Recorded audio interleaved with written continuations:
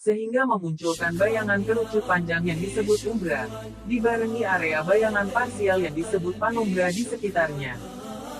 Selamat datang di Pintu Dakwah. Silahkan klik tombol subscribe dan jangan lupa pencet tombol lonceng.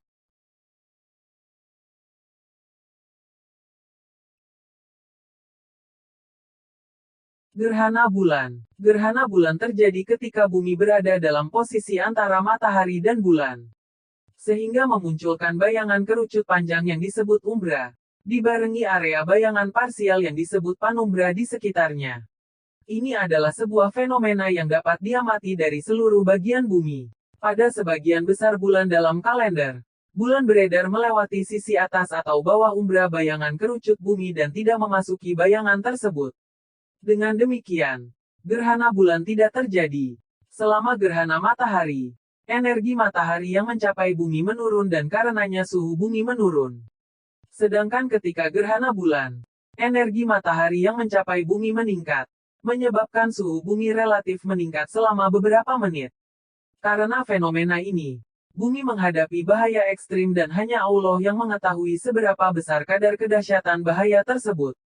Itulah sebabnya Nabi Muhammad meminta umat Islam untuk berdoa kepada Allah, memuji Dia dengan mengucapkan Allahu Akbar, Allah Maha Besar, serta mengagungkannya. Selain itu, Rasulullah juga meminta umat beliau untuk melaksanakan salat dan bersedekah, sebagai permohonan agar Allah melindungi bumi dan penghuninya dari bahaya ini.